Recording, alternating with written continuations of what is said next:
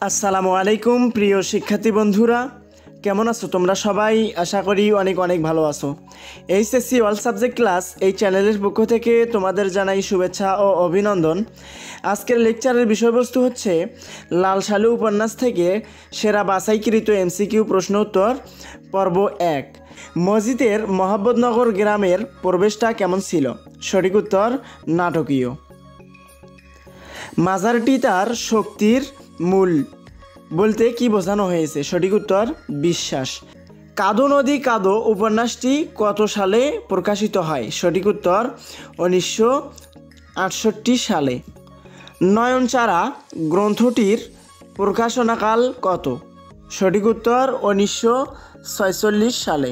দুই তীর গল্প গ্রন্থটির প্রকাশনাকাল কত? সঠিক উত্তর 1965 সাল।